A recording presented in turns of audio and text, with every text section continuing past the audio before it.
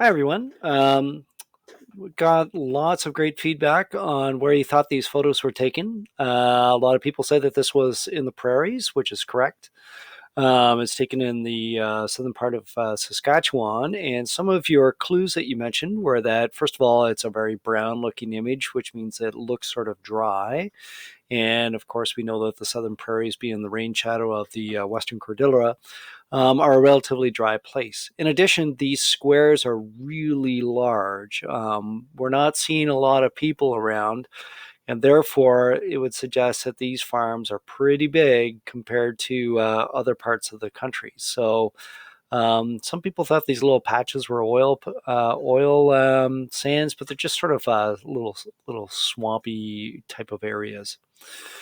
This one, of course, is in British Columbia, and we can tell that this is British Columbia as compared to, for instance, the Appalachian Mountains, because we can still see that there's snow on top, despite the fact that the forest is green in summer down in the valleys. Very few people around, just a singular road going through the area.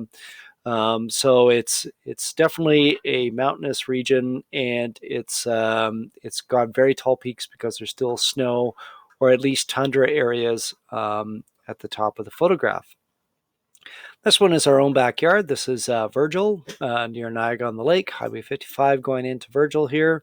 You can see that lots of farms in the area, but the farms are pretty small. We can see these very small squares of fields. So a far more intense type of farming that's going on in the area.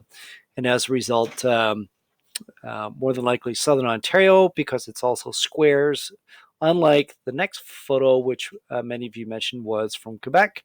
We can see these long, skinny lots extending back from the St. Lawrence River, which is right over here. And we can see the forest in the back of each one of those lots.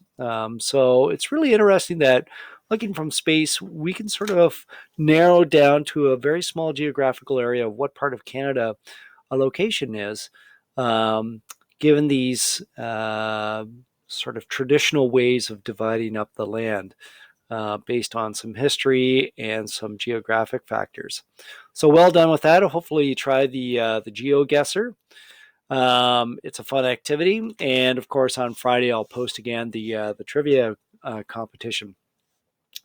So for the rest of this week, I'd like you to work on your final project. Remember that this is just sort of a recorder sheet. You're eventually going to put all of your information into a story map or a Google slideshow. This Microsoft Sway, I saw it recently. It's pretty cool.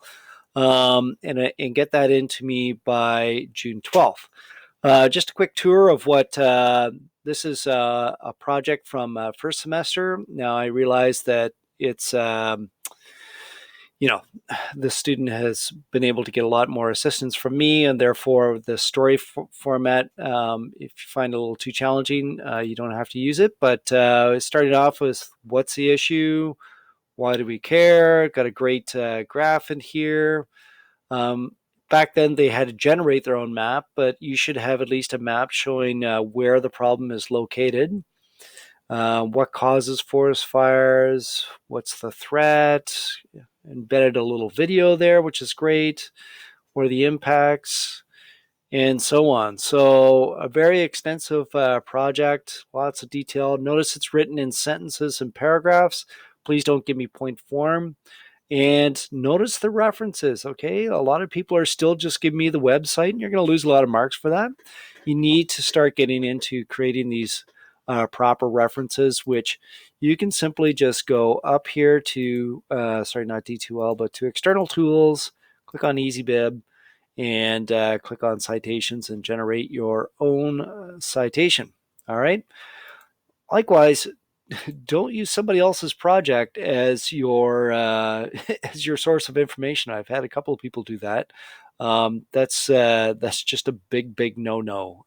So I know my former student projects, so please don't be copying them, because that's a surefire way not to get a good mark. All right, so best of luck. Keep working on those projects this week, and hopefully on Friday you'll play some trivia.